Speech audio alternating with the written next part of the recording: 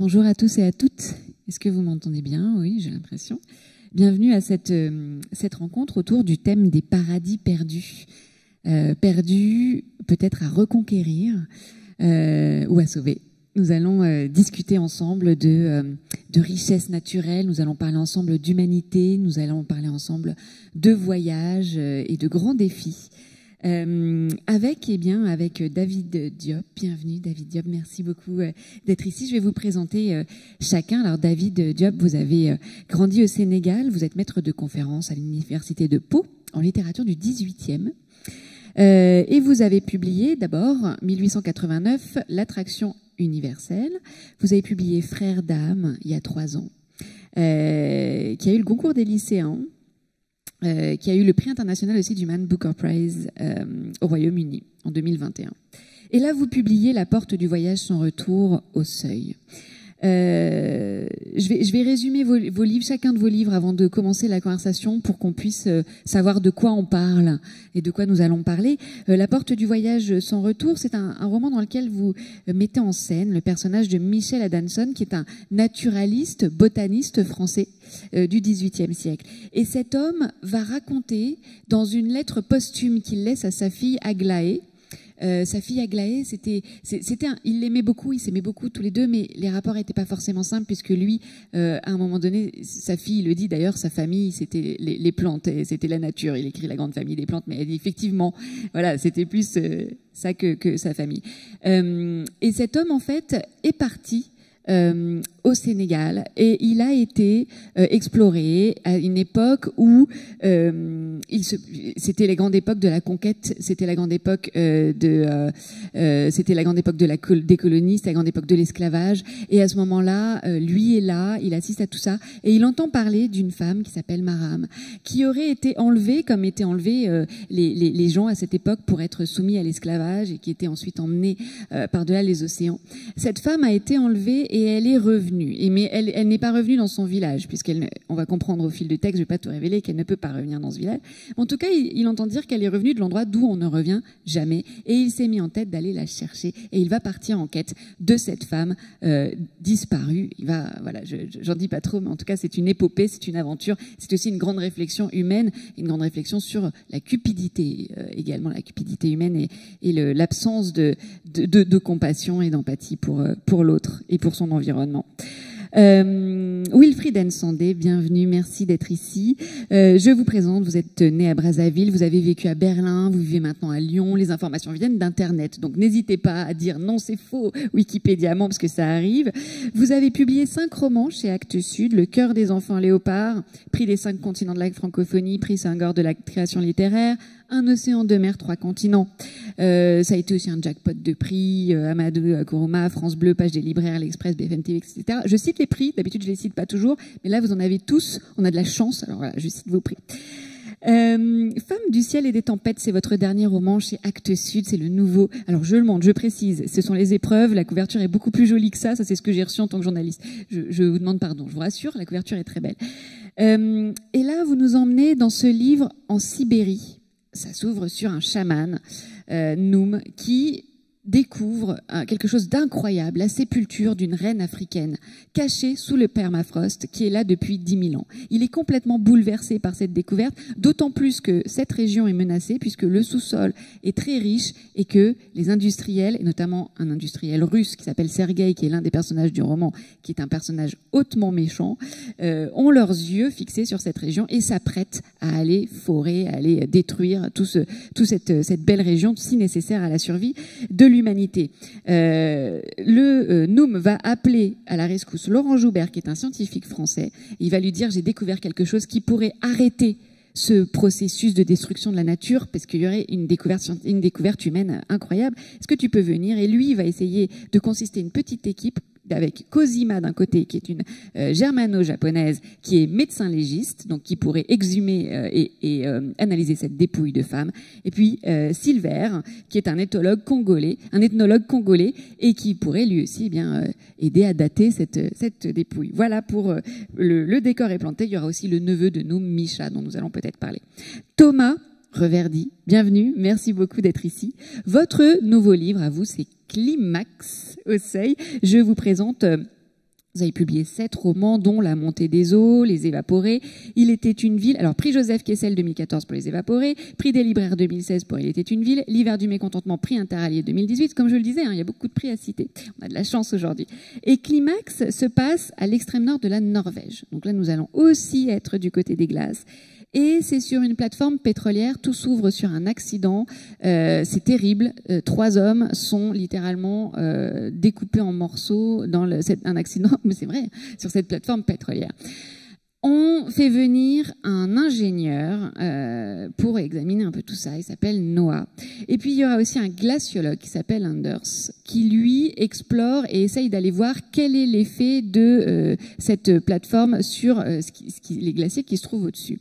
Et on va comprendre que tout est lié et que le fait d'aller creuser dans la terre, sous la mer, peut mettre en péril ces glaciers qui se trouvent plus haut. Et que le vrai risque, c'est que ça se détache et qu'on assiste à une espèce de tsunami des mers du Nord, quoi. C'est assez incroyable. Et donc, il faut savoir sur ces 2 hommes, Noah et Anders, que ce sont des amis d'enfance. Il y avait une femme, Anna. Anna était l'amoureuse de Noah. Voilà. Anna est restée dans cette petite ville du fin fond de la Norvège. Elle a eu 2 enfants. Elle a 2 enfants qui sont adolescents. Et les 2 hommes sont partis et ils vont tous se retrouver là. Et le lien entre eux, c'est, et je terminerai là-dessus mes résumés, l'heroic fantasy, les histoires dont vous êtes le héros. Quand ils étaient jeunes, ils faisaient des jeux de rôle. Et vous allez dresser un parallèle entre le jeu de rôle et ce grand défi qui nous attend, qui est celui de sauver la planète. Voilà pour mon petit résumé. Et je vais maintenant commencer mes questions. Thomas Reverdy, je reste avec vous. C'est vraiment une histoire navrante de la cupidité humaine, de la bêtise humaine qui consiste à ne pas prendre soin de ce qui peut servir aux générations futures pour le bien d'une seule génération. Bonjour à toutes et à tous. Oui, oui, c'est une histoire absolument navrante. Il m'est arrivé, en fait, bon, moi j'étais parti pour écrire un roman, donc j'étais sur les traces j'avais un désir de lumière crépusculaire et de personnages du Nord et de légendes, effectivement.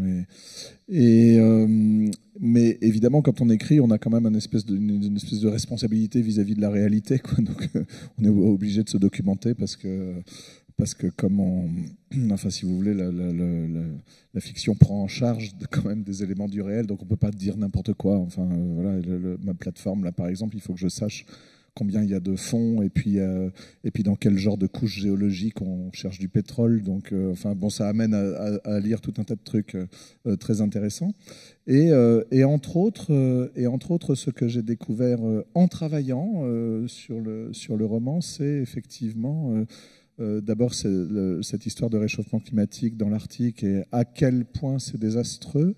Et puis ce que vous soulignez à présent, là, c'est-à-dire le fait que je croyais un peu naïvement, moi je suis pas un militant écologiste de la première heure, enfin je veux dire, voilà, je suis un romancier, je travaille, donc ça m'amène à découvrir des sujets, à apprendre des choses, ça fait partie du plaisir d'écrire, de lire.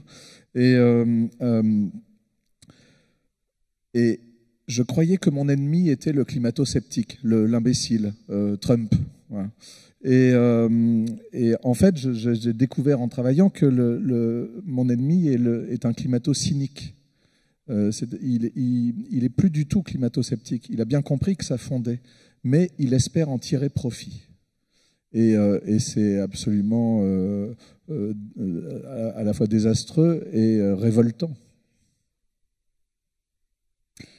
Wilfried Ensondé, c'est un peu le même constat que vous avez fait au moment où l'idée vous est venue de Femmes du ciel et des tempêtes, c'est de vous dire, on est face... Je sais que vous n'êtes pas des idéologues, hein, chacun. Vous n'allez pas faire des livres politiques exclusivement. D'ailleurs, j'aurais peut-être dû le dire en introduction, on prend un plaisir fou à lire ces 3 livres. Ce sont des grands romans d'aventure, il faut le dire en premier. Mais il y a aussi ce germe-là de pensée écologiste, de dire voilà ce qui se passe en ce moment. On est prêt à sacrifier un endroit de la planète magnifique, plein de spiritualité, où vivent des gens, pour le profit, pour un cynisme sans nom, quoi. Est-ce que c'est ça qui, d'un coup, vous a donné le point de départ de ce livre ? Alors d'abord, bonjour à toutes, bonjour à tous. Hein, merci d'être là à l'heure du repas, c'est sympa. Oui, alors quand vous disiez au début que Sergueï, mon personnage d'Industrial, était complètement méchant, il n'est pas si méchant que ça parce que c'est un ancien pauvre. Oui, ça c'est vrai que vous le dites. Voilà, il y a encore 20 ans, en tout cas il y a 40 ans, 50 ans, il fallait se développer. Et vous dites qu'on lui a jamais appris la bienveillance. On l'a jamais appris la bienveillance. Le système économique capitaliste n'est pas un système qui a une ambition de bienveillance. Il faut s'enrichir. C'est ce qu'on nous apprenait encore il y a 30 ans. Et Sergueï, c'est cet homme-là qui était pauvre et qui a tout fait pour être de moins en moins pauvre jusqu'à devenir ce qu'on appelle en Russie un lion. Mais le souci pour l'environnement est quelque chose qui ne le concerne pas parce que c'est quelque chose qui ne nous concernait pas en termes de société. C'est extrêmement récent qu'on s'est dit, tiens, mais la nature n'existe peut-être pas simplement pour nous faire plaisir ou pour nous servir. D'autant que notre manière de faire nous pousse à disparaître si on continue. Mais voilà, enfin, moi, dans ce livre-là, je n'ai pas envie de donner des leçons, parce que l'état de la planète est, enfin, c'est le résultat d'un processus, d'une manière de penser qui date de la sédentarisation. C'est 10 000 ans de manière de faire qu'il faut remettre en cause, et ça ne peut pas être simple. David Diop, quand on vous lit, on se dit que cette catastrophe que nous vivons aujourd'hui, que nous voyons et que nous voyons dans vos deux livres, elle commence, ou en tout cas, elle explose à cette période-là du 18e, à cette période où vous nous racontez la concession du Sénégal. Ces colons qui viennent s'emparer de l'or, vous faites la liste, des humains, l'ivoire, etc. Ils viennent là se servir, piocher comme si c'était à disposition. Et là, on voit naître une mentalité, ou s'exprimer une mentalité. Oui, merci. Bonjour à toutes et tous. Merci pour votre invitation. Comme le disait Wilfried à l'instant, c'est une idée qui court depuis très longtemps, en fait, dans le monde, pas simplement dans le monde occidental, mais ça a été systématisé, je crois, à partir du XVIIe siècle. Moi, il y a ce texte Descartes, dans lequel il dit que, comme horizon de l'humanité, il faut se rendre comme maître et possesseur de la nature. Et se rendre comme maître et possesseur de la nature, c'est l'exploiter. Et j'ai voulu, dans la porte du voyage sans retour, mettre en contact deux représentations du rapport entre l'homme et la nature.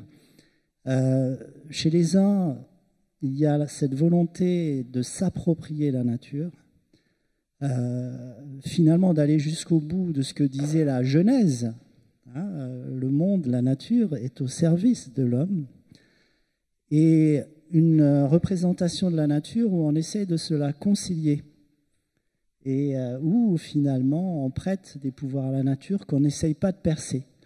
Et mon personnage principal, qui est Michel Adanson, qui est un botaniste, eh bien j'ai voulu qu'il fasse ce pas de côté, et qu'il rencontre et qu'il arrive à peut-être avoir l'intuition qu'il y avait une autre façon de voir ce rapport entre l'homme et la nature.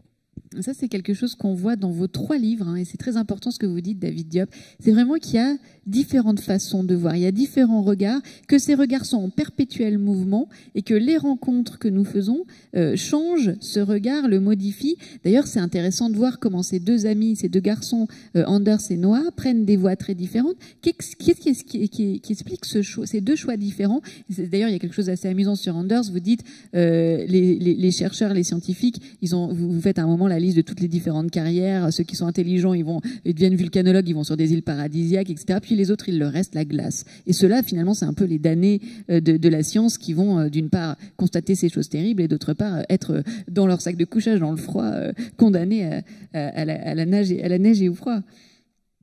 Oui. Alors, Bon, les deux parcours là, des deux géologues dans mon roman, en fait, donc deux amis d'enfance qui font tous les deux des études de géologie et qui choisissent effectivement des parcours très différents, puisque l'un travaille dans le pétrole et l'autre est devenu glaciologue, et lui, il est plutôt dans la préservation de la nature que dans son exploitation. Hein. À ce titre, alors je me permets de me citer, mais c'est parce que c'est pas moi, c'est la Bible.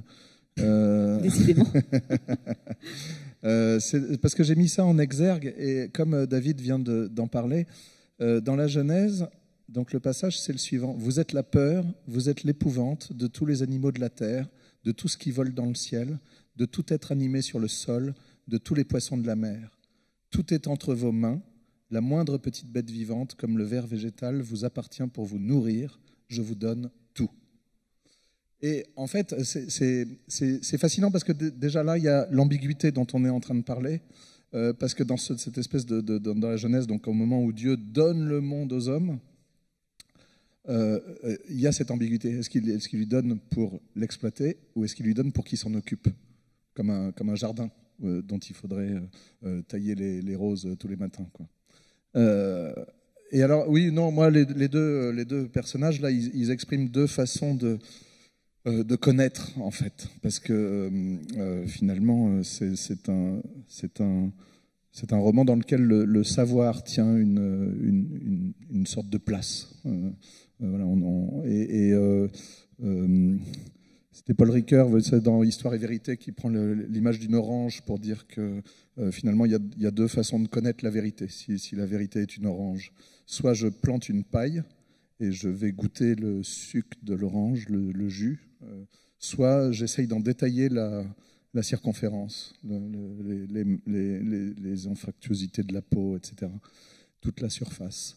Et on retrouve d'une certaine manière cette idée, et moi c'était un peu mon modèle quand j'écrivais et quand j'inventais ces deux personnages-là. Chez Melville, dans Moby Dick, vous avez Achab qui poursuit le cachalot à travers les 7 mers, et lui, son truc, c'est de le harponner. Donc c'est la paille au cœur de l'orange, quoi. Et puis vous avez régulièrement le narrateur qui, lui, fait des chapitres quasiment encyclopédiques sur qu'est-ce que c'est qu'un cachalot. Et donc lui, il est en train de détailler la surface de l'orange. Et donc moi, c'est pareil, le géologue pétrolier, là, il exploite et il perce. Et il essaye d'aller dans les entrailles de la terre pour en prendre le suc de pétrole.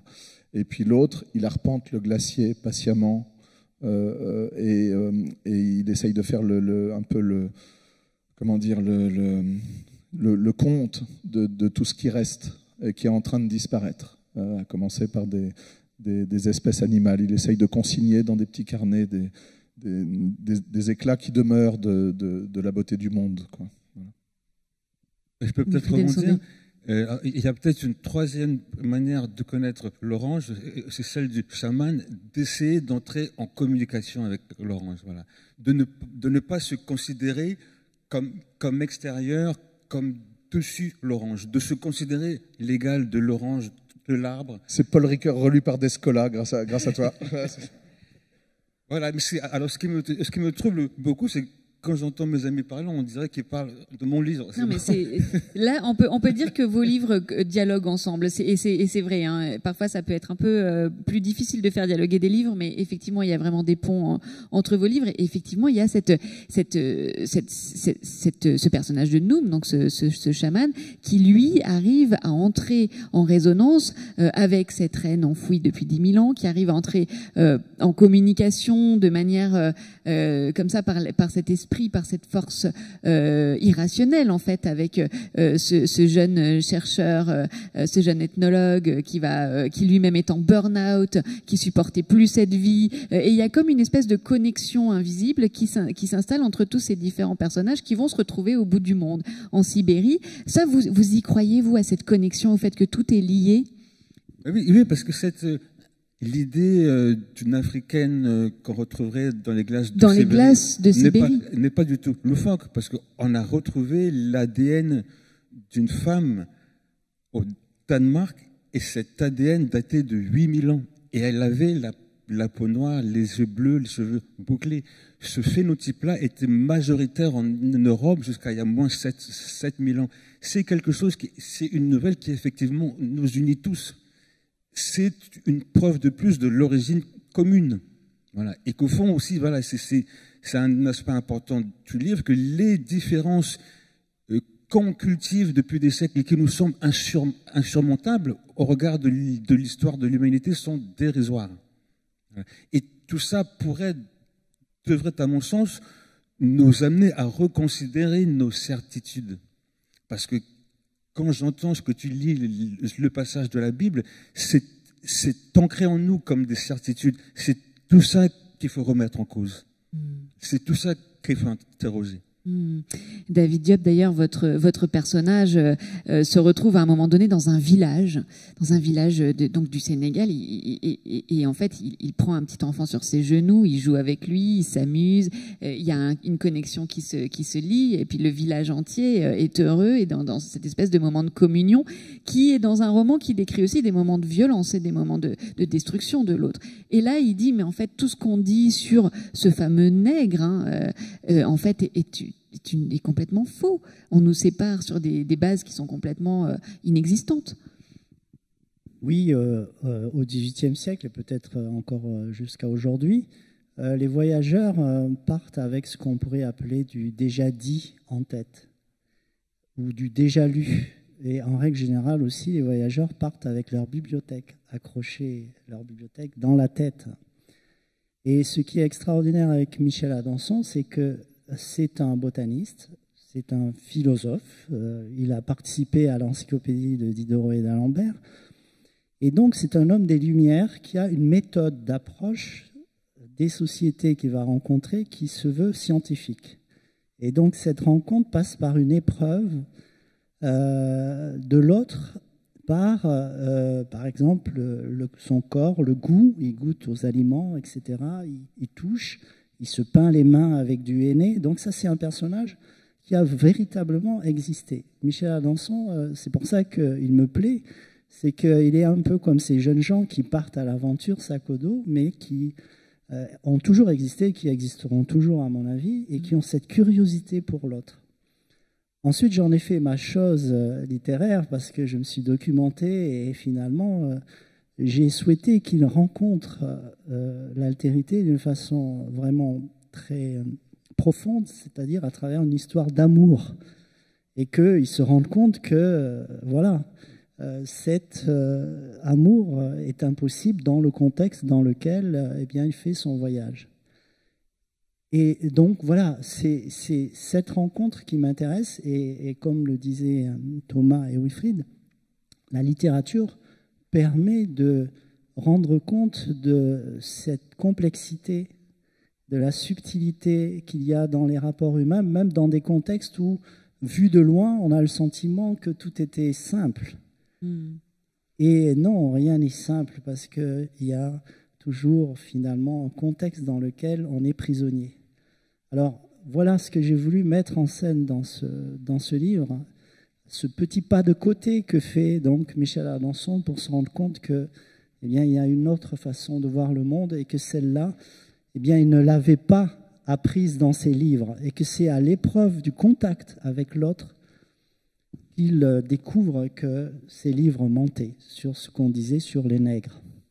Et c'est très intéressant de voir aussi à quel point tout est lié, mais tout est lié, là vous le dites très bien, hein, Thomas Reverdy, vous le dites plusieurs fois d'ailleurs, vous montrez comment la petite crevette, alors c'est très scientifique, je ne vais pas pouvoir raconter exactement quelle petite crevette, mais qui vient des abysses, remonte à telle saison, se fait manger par tel animal, tel animal qui lui est mangé par tel autre, etc. Et c'est comme ça que les rennes mangent le plancton. Enfin, c'est assez incroyable.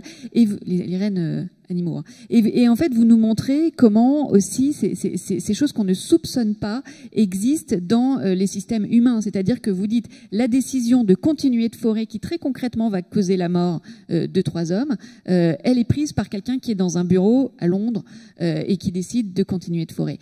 Ça, c'est quelque chose de fort et c'est quelque chose de vertigineux quand on y pense. Et vous le montrez très bien. Vous voulez qu'il y ait un point d'interrogation avec une question, c'est ça? je me demandais s'il y avait une question, en fait. Vous voulez qu'on parle de... Moi, je parlais du fait, comme je rebondissais sur ce que disait David Diop, le fait que, que tout est lié, et sur ces chapitres que j'ai notés dans votre texte, qui sont assez sidérants, dans lesquels vous montrez la liaison du plus petit au plus grand, et du plus anodin au plus grave. Et vous montrez aussi à quel point certaines décisions sont prises à la légère, dans une méconnaissance ou une indifférence totale à tout un système un équilibre complexe. En fait, ça donne son titre au livre, parce que le climax, ça a ce double sens. Hein. Ça a un sens en théorie narrative. Le climax, c'est le point d'orgue d'un récit. Ça donne d'assez mauvais films, par exemple. Mais ça a aussi un sens en écologie, en fait. C'est le retour à l'équilibre à la suite d'une série de régressions écologiques. Et ça veut dire le retour à l'équilibre du milieu. Ça souligne le fait que, comme nous sommes dans un monde vivant, où en fait tout est vivant, ce qui rejoint les préoccupations des chamans sibériens, là, eh bien, on peut toucher à rien sans que ça déséquilibre l'ensemble. Hein. La petite crevette dont vous parlez, là, c'est du plancton, donc ça mesure 2 mm. Elle descend à 1000 mètres de profondeur pendant l'hiver, parce que l'hiver, il ne se passe rien. Il y a de la banquise au-dessus, il n'y a plus de lumière, donc tout le monde dort, quoi. Et puis elle se réveille un peu avant le printemps.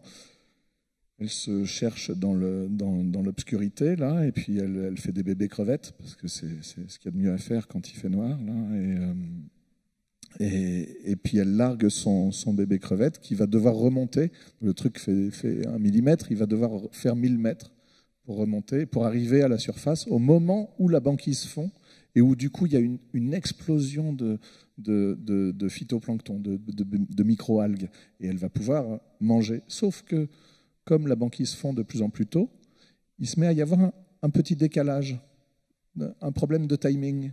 Et en fait, ce problème de timing mène à la disparition d'un animal qui est fondamental pour tout l'écosystème. Parce que ce plancton-là, la morue le mange, le mergule, et puis la morue, elle est mangée par le phoque, et puis le phoque, il est mangé par l'ours, et puis mes enfants, ils verront plus d'ours blanc, quoi. Il n'y en aura plus. Donc voilà, effectivement, tout est lié. Et ce qui est intéressant, c'est que ça rejoint ce que disait David sur la complexité des choses, la subtilité, la complexité des choses. Tout est lié dans un écosystème comme dans un roman, en fait. Dans un roman, vous avez plein de fils narratifs, vous avez plein d'histoires, vous avez effectivement non seulement les histoires de vos personnages, mais en plus ce qu'ils ont lu, ce qu'ils ont comme préjugés, etc. Et tout ça, il faut essayer de le mener ensemble. Et c'est une sorte d'équilibre, en fait. Et si tout à coup, à la page 128, vous lui mettez une robe rouge, faut qu'elle l'ait déjà à la première page, sinon ça va pas, quoi. Et ce que j'aime beaucoup, c'est que vous racontez des choses graves, des choses tristes, des choses qui nous font aussi peur pour l'avenir. Vous disiez, nos enfants ne verront peut-être pas d'ours blanc, on y pense évidemment très fort en ce moment.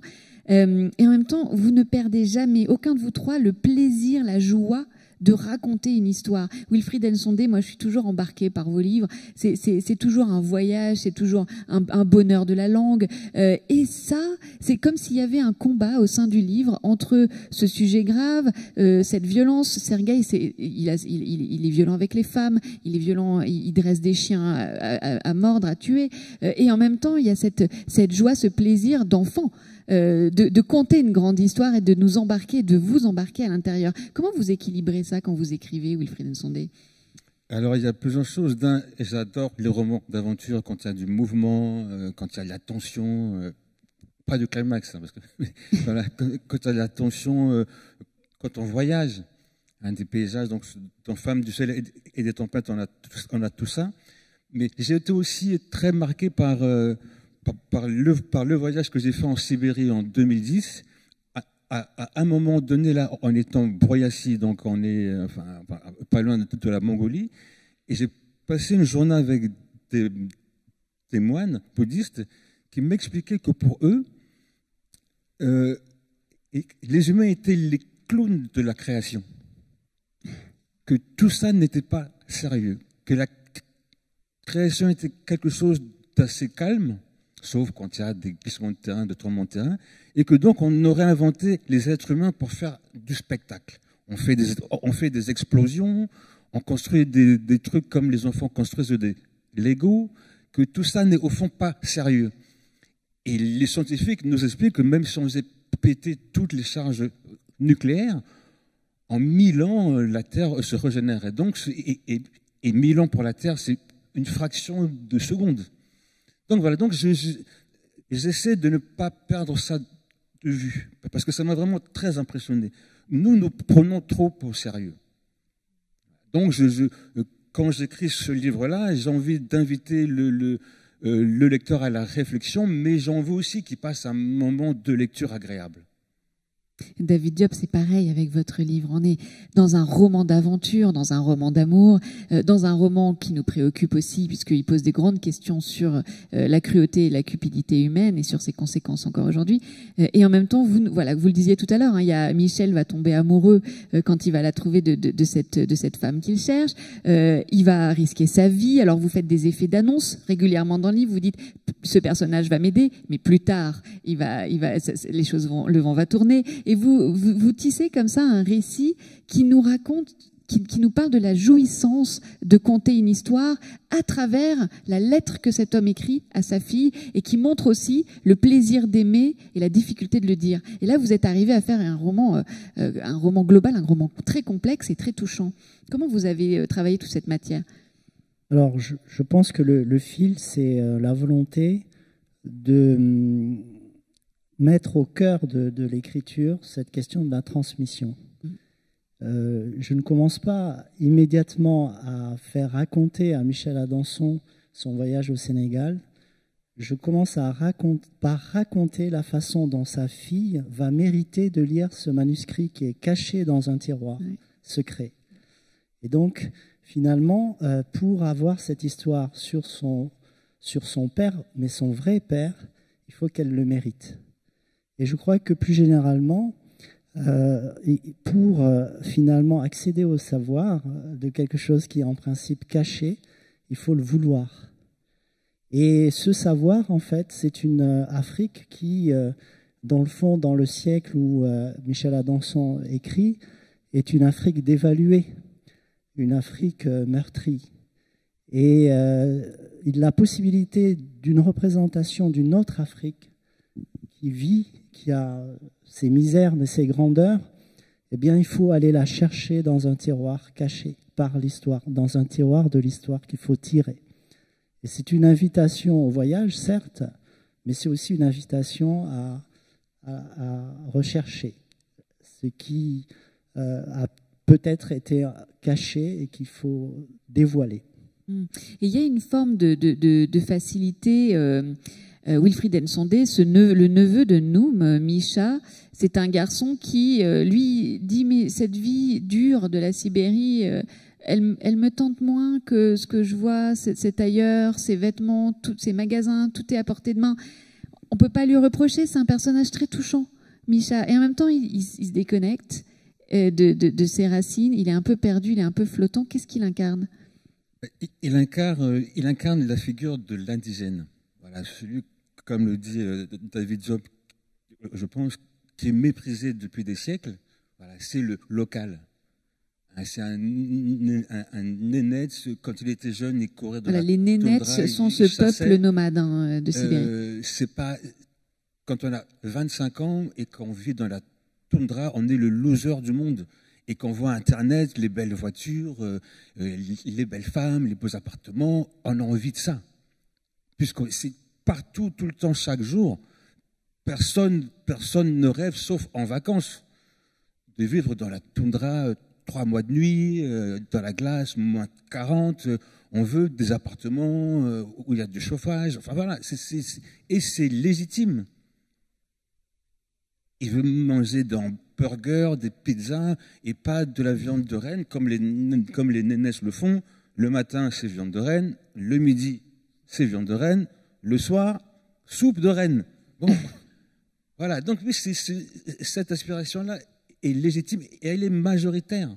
Moi, il y a dans toutes ces questions-là sur nos rapports avec l'environnement, sur l'état de la planète, il y a plusieurs choses qui me gênent, mais même il y avait dans le Monde, donc un journal extrêmement sérieux, qui avait republié l'appel des 15 000 scientifiques qui nous mettent en garde contre les dangers du réchauffement climatique et ainsi de suite. C'était en édito, et dans les pages économiques, on se plaignait de la baisse de croissance.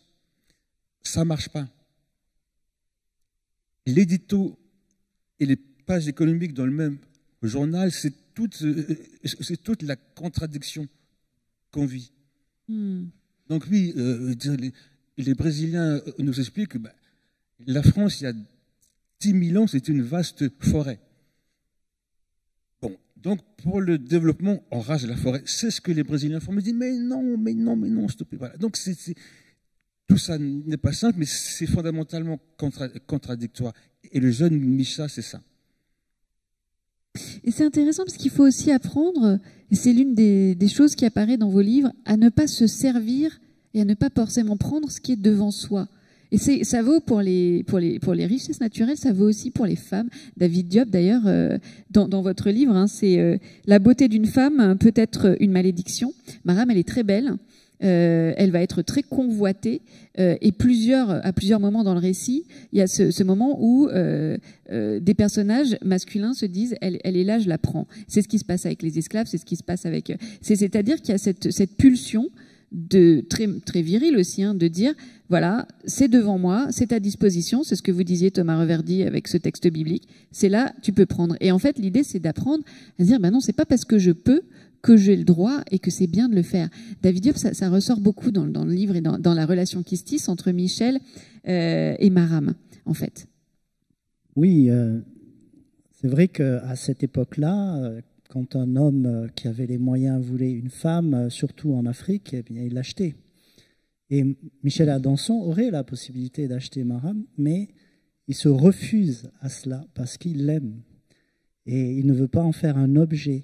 Et à un moment donné, je lui fais dire qu'il aurait aimé avoir le temps de la courtiser, comme on courtisait une femme, ou comme on le fait toujours, en essayant finalement de la séduire. Et cette appropriation du monde dont j'ai parlé au début, elle ne concerne pas simplement la nature, mais elle peut concerner en effet les hommes.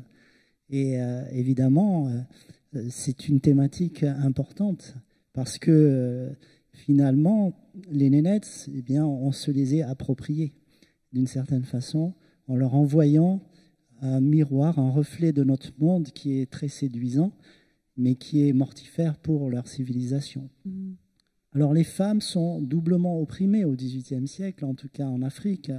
Ce sont des femmes qui, dans le fond, sont opprimées par les hommes, mais tous les hommes, pas simplement blancs, mais aussi noirs.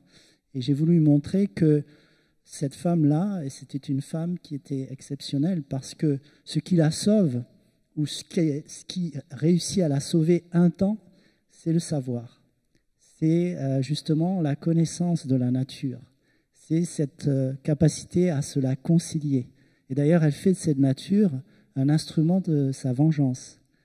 Ça, je n'en parle dis pas, rien. Ouais. Mais ça, c'est effectivement, il y a quelque chose de magique, dans une espèce de connexion magique qui rejoint Wilfried Nsondé, ce dont vous parliez tout à l'heure, Cosima, dans votre texte également, cette légiste qui, elle, ne veut pas rejoindre l'équipe de Laurent, le scientifique français, parce que lui-même a eu du mal à mettre des barrières dans son désir, le désir qu'elle lui a inspiré au moment où ils se sont connus précédemment. Elle a fui. Et elle incarne aussi ce genre de personnage qui dit stop, je ne suis pas à disposition et approchez-vous avec respect, quoi. Oui, ça, alors, tu ouvres ton livre avec une citation de la Bible. Moi, je l'ouvre avec une citation d'un chef Sioux qui, à la fin, nous dit « Cette tendance à ne pas respecter la nature nous pousse à ne plus respecter l'homme. » Et ça commence par les femmes, voilà, qui, et pas seulement en Afrique, ont été, pendant longtemps et maintenant encore, deviennent la possession des hommes. en Allemagne, jusqu'au milieu du XXe siècle, une femme mariée n'avait plus de nom. On l'appelait par les noms et prénoms de son mari. Elle devenait sa possession une chose. Et oui, donc c'était important pour moi d'avoir ce personnage de la reine, une espèce de mère originelle, qui est aussi une image suspecte quand même, mais d'avoir donc une femme en chair et en os et qui pense. Parce que si, souvent, que ce soit dans les films, dans les livres, les femmes sont belles, mais bon, ça pense pas beaucoup, ça agit pas. Donc c'était important et aussi de ne pas en faire un ange. Voilà, elle a ses propres contradictions, mais en tout cas, elle résiste, oui, aux tentatives de faire d'elle un objet, une chose. Parce que c'est effectivement, au final, c'est cette tendance-là qui est suspecte, de ne pas considérer les autres, ce qui nous entoure, comme des objets à posséder ou à exploiter. On peut essayer de tisser un autre type de lien. On peut y penser en tout cas. Thomas Reverdy, on parlait de ce duo d'amis d'enfance, mais il y a cette femme, Anna, qui est restée, c'est la seule qui est restée là. Qu'est-ce qu'elle incarne dans le livre pour vous, cette femme qui était la plus jolie, qui était amoureuse aussi, qui a concentré tout ça, puis qui à un moment donné élève ses deux garçons et voit revenir ces deux hommes? Elle incarne en fait tous les personnages de romans sont des espèces de, Kundera il disait, des êtres d'expérience, quoi. C'est-à-dire ils sont là pour faire des choix. C'est le côté moral de cet art, quoi. C'est que en fait on évoque des situations parfois dramatiques, mais dans ces situations, les personnages qui eux sont très humains ou qu'on essaye de rendre le plus vivant et le plus humain possible, ils vont être amenés sans cesse à faire des choix. C'est la seule question intéressante dans la vie. Qu'est-ce qu'on décide de faire à chaque minute, quoi. Et donc elle incarne effectivement un autre choix. Elle est restée, elle a élevé ses enfants, elle a décidé d'être seule et indépendante. C'est elle qui prend, quand ils se retrouvent là, puisque c'est une histoire aussi d'un amour de jeunesse qui reprend un peu vie, peut-être. Voilà, ouais, c'est ça. Et c'est elle en fait qui prend l'initiative. C'est elle a le jeu en main, quoi. Et donc bon, j'avais envie effectivement que cette femme, comme c'est le seul personnage féminin, qu'elle soit un petit peu maîtresse de son destin, quoi.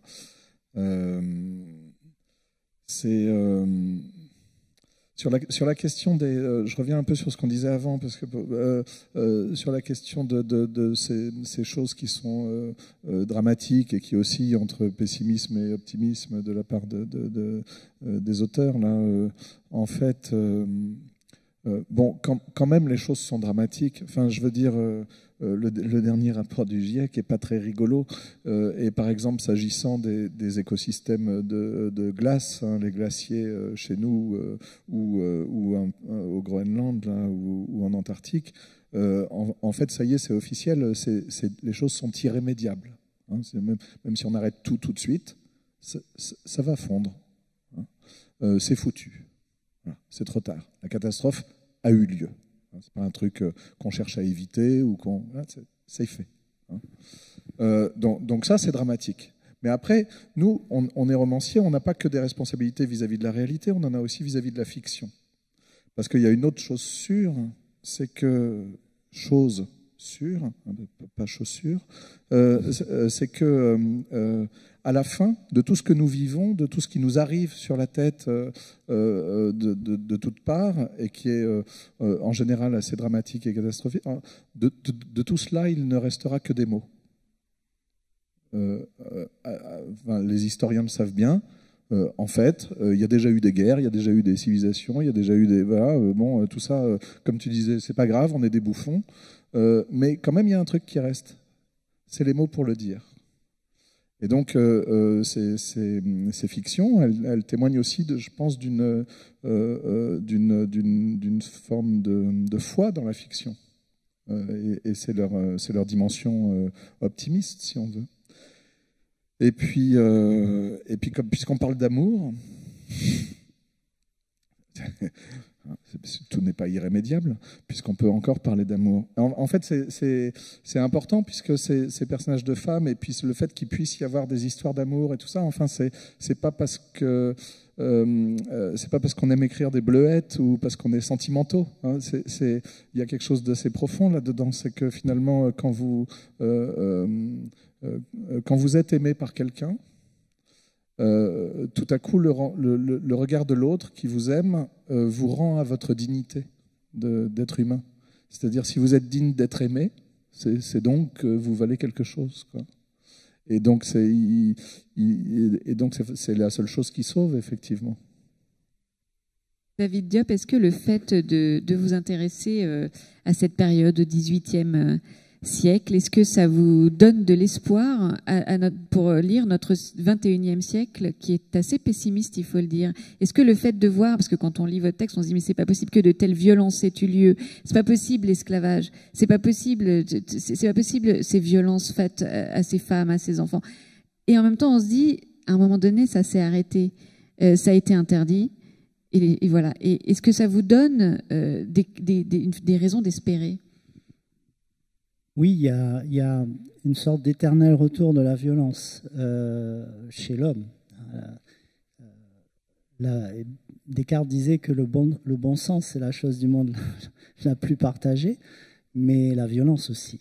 Et donc, on pourrait être pessimiste et se dire, voilà, on retrouve toujours cette violence qui est faite aux hommes, entre eux, aux femmes.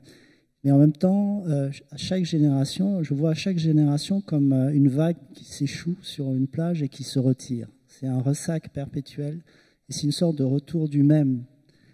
Mais à chaque fois, ce qui revient, c'est cette violence. Mais en même temps, ce qui revient aussi, c'est des gens qui sont ouverts, qui luttent, qui cherchent des raisons d'espérer. Et voilà, moi, je ne pense pas que le progrès existe, humain, sauf progrès technologique, mais je pense qu'il y a toujours de l'espoir, même au cœur des crises les plus difficiles. Alors peut-être que c'est trop tard pour espérer, hein, Thomas, mais bon, tant qu'il y a de la vie, il y a de l'espoir. Wilfried Nsondé, la fin de votre livre, on ne va pas évidemment la raconter, elle est assez étonnante. Moi, je ne m'attendais pas à ça. Elle est pleine de sagesse aussi. Est-ce que vous avez du pessimisme pour notre époque, ou est-ce que vous continuez de croire à ce va-et-vient permanent, à la survie de l'humanité aussi, puisque là on rentre dans le dur avec vous, Thomas Reverdy. Oui. Alors moi j'ai coutume de dire que je suis un optimiste parce que je n'ai pas le luxe d'être pessimiste. Voilà, je vis chaque jour, je me lève le matin, j'ai 4 enfants qu'il faut que j'élève, il faut que je leur donne envie de vivre. Donc je ne peux pas me permettre le pessimisme. Et je pense que c'est marrant pour ce qui est de la violence, hein, je fais une parenthèse, c'est qu'en fait, au XXIe siècle, aujourd'hui, il y a plus de suicides que d'homicides. C'est pas mal quand même comme évolution. Ça veut dire que nos sociétés restent dures, mais on s'assassine moins. Donc on s'assassine nous-mêmes. non, mais quand même. Et je pense que comme je disais au début, si on accepte de nous remettre en question, d'interroger nos certitudes, on peut avoir une chance. Longtemps, l'écologie, c'était on va sauver la planète. Il ne faut pas détruire la planète là, on est encore dans la Bible. Comme si on avait les moyens de sauver ou pas la planète. Non. Quand on y pense, on comprend que ce qu'il s'agit de sauver, c'est notre survie. Nous sommes une espèce en voie de disparition. Même quand les gens se réjouissent qu'il n'y ait plus qu'une seule espèce d'hominidés, c'est super grave en fait. Parce qu'il y avait les Néandertaliens, les Denisoviens et ainsi de suite, il n'y a plus qu'une seule espèce. Ce n'est pas bien, ce n'est pas le sacre d'Homo sapiens, c'est le début de la fin. Voilà. Donc je pense que si cette prise de conscience est partagée, on a une chance d'avancer. Il faut qu'on réfléchisse à comment ne pas disparaître en tant qu'espèce. Même si l'explosion démographique du XXe siècle nous explique qu'on est trop nombreux. tout ça, ce sont des symptômes de la fin qui s'annonce.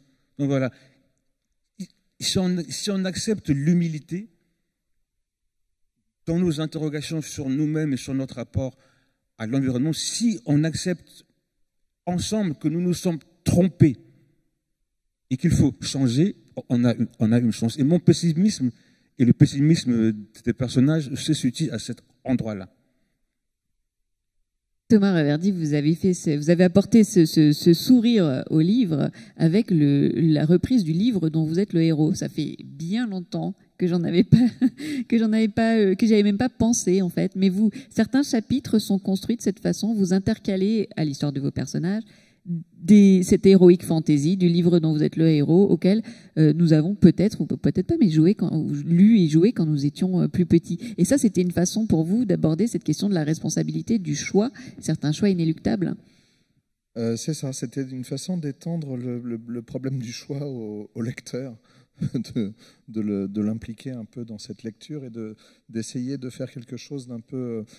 donc les livres dont vous êtes le héros, c'était des livres publiés chez Folio Junior dans les années 80, où on allait de paragraphe en paragraphe en faisant des choix comme ça. Si vous voulez aller à droite, allez au paragraphe 300. Si vous voulez aller à gauche, allez... Bon. Et donc moi, j'ai tous ces personnages dont je suis le destin à ce moment où leur monde est peut-être en train de basculer. Ils se sont connus adolescents et ils ont pratiqué ces jeux ensemble, des jeux dont on est le héros. Ils se réunissaient autour d'une table, ils se racontaient des légendes, etc. C'était une façon pour moi tout simplement d'inscrire un peu les légendes nordiques dans le récit. Il se trouve que ces légendes, elles ont été traduites. Donc en gros, il s'agit de Siegfried, quoi, le crépuscule des dieux, Wagner. Bon. C'est pas si pop culture que ça. Mais il se trouve que cette légende de Sigurd et Gudrun, c'est comme ça qu'on les appelle là-bas, elle a été traduite par Tolkien. Et donc, voilà, ça faisait un pont vers effectivement les univers de la fantasy. Hein, et du coup, mon Siegfried, il prenait des allures de Bilbo le Hobbit, et rien que le fait de le lire chez Tolkien, quoi. Et j'ai commencé un peu de façon un peu hasardeuse comme ça à décrire donc les légendes qu'ils se racontaient lorsqu'ils étaient jeunes, sachant que ces légendes allaient rentrer en résonance avec ce qu'ils étaient en train de vivre, puisqu'il s'agit de décrire donc le crépuscule des dieux, c'est-à-dire en gros la fin du monde, quoi. Voilà. Et puis je termine mon chapitre en disant si vous voulez savoir la suite, allez au chapitre machin. Voilà, un peu comme dans les livres dont on est le héros. Dans ma tête, c'était un clin d'œil et tout ça. Mais en fait, je me suis aperçu depuis que le bouquin est sorti que, c'est-à-dire, il se passe quelque chose que j'avais pas envisagé. En fait, moi, quand je l'écris, j'écris du début à la fin le livre. Enfin, je veux dire, et puis j'écris à la main, donc en plus, c'est pas facile de voilà. Enfin, bon. Tu vas à la main. Et donc, moi, je pensais que le lecteur, forcément, il continuait à tourner les pages. Mais il se trouve que j'ai des lectrices et des lecteurs qui vont au chapitre. Ouais. Qui disent, mais non, mais alors ils m'engueulent, ils me disent, mais non, mais l'auteur nous dit d'y aller, on y va. Et, alors bon, d'accord. Et je suis vachement étonné, un peu gêné pour eux. Je dis, mais alors ça provoque quel genre de lecture? Et en fait, c'est très intéressant. C'est-à-dire, du coup, ils lisent toute l'histoire de Siegfried là, que les personnages ont joué quand ils étaient jeunes. Et puis ensuite, on arrive au chapitre vous êtes mort, quoi. Bon, donc faut retourner. Là, ils retournent au début. Ils reviennent dans le présent en quelque sorte. Ils suivent les personnages au présent et de manière très intéressante, du coup, ils les suivent avec la mémoire de ces légendes, comme les personnages eux-mêmes se retrouvent dans ce petit village avec la mémoire des légendes qu'ils ont jouées quand ils étaient adolescents. Et du coup, ça crée une espèce d'expérience de lecture existentialiste où le lecteur lui-même devient un des personnages, quoi. Je trouve ça très intéressant. C'est bien la preuve que les livres sont beaucoup plus intelligents que leurs auteurs, quoi, parce que David Diop, pour arriver à la conclusion de cette rencontre, il y a à un moment donné le personnage que vous mettez en scène se retrouve face aux Laobé, qui sont les défricheurs de la brousse, et qui en fait ont ce rôle parce qu'ils sont capables de parler avec les arbres avant de les abattre. Et en fait, votre personnage dit bah oui, mais en fait, si on pouvait faire ça et prendre le temps de réfléchir et de dialoguer avant d'abattre, finalement, ça nous sauverait, ça nous aiderait et ça éviterait bien des catastrophes. Ça, c'est un peu le mot de la fin, finalement, de cette rencontre. Oui, c'est comme je disais tout à Et l'heure. ça, j'imagine que c'est réel. Hein. Oui, les Laobé au Sénégal sont réputés pour être les maîtres boisseliers. Ils travaillent le bois et donc ils vont couper du bois. Mais avant de couper du bois, c'est de l'animisme. Hein. Ils demandent évidemment la permission. Il y a des rites qui font qu'on ne peut pas couper comme ça n'importe comment parce que l'arbre est habité. Et donc il y a le sentiment finalement d'une sorte de vie universelle dans laquelle nous sommes tous liés, comme tu disais tout à l'heure. Et Michel Adanson, ça c'est une donnée historique qui est très précise, reconnaît que tout au long des côtes du Sénégal poussaient des milliers d'ébéniers. Et ces ébéniers, au moment où ils arrivent au Sénégal, ont commencé déjà à presque disparaître tous. Parce que, eh bien, on les retrouve dans des églises, on les retrouve dans des stalles, on les retrouve sur les touches de certains clavecins, à côté d'ailleurs de l'ivoire des éléphants. Et il dit, à un moment, il fait ce pas de côté dont je parlais tout à l'heure, ce pas de côté animiste, et il dit bien qu'il demande pardon, peut-être, s'il avait été laobé à tous ces arbres pour avoir été vernis et cloués. Et voilà, c'est ça l'idée, c'est que peut-être que pour revenir à une sorte de respect de la nature, il faut lui prêter une âme. Wilfried Ansondé, hein, peut-être, on a le merveilleux, l'heroic fantasy ici, là, cette question de prêter une âme aux arbres et aux végétaux. Vous êtes d'accord avec ce nécessaire pas de côté vers une spiritualité, vers un abandon de la rationalité à tout prix pour peut-être se reconnecter à cet univers où tout est lié? C'est ce qui ressort de la lecture de La femme du ciel et des tempêtes.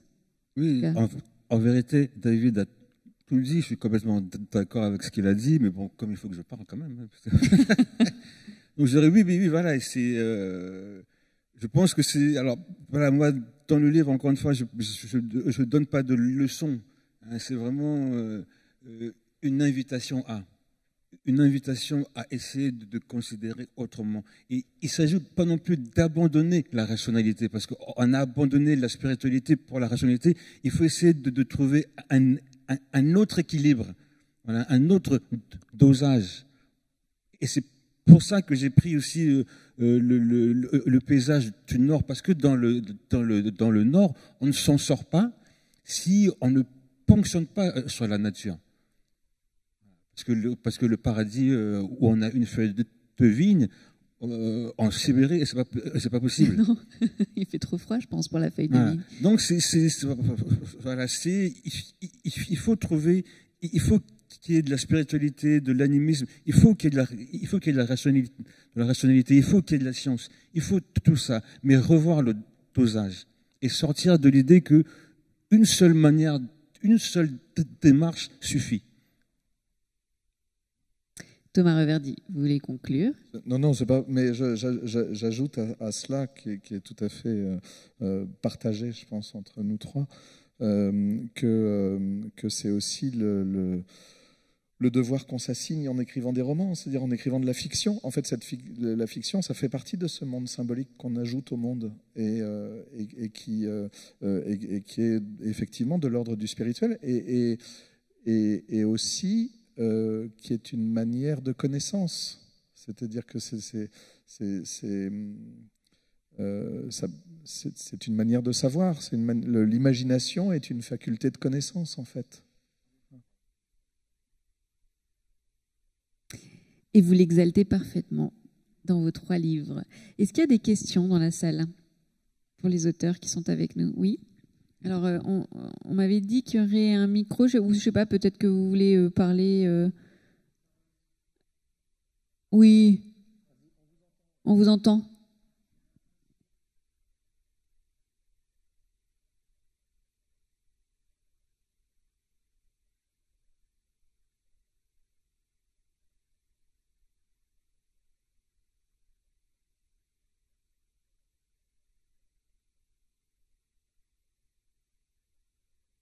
D'Edgar Morin? Oui.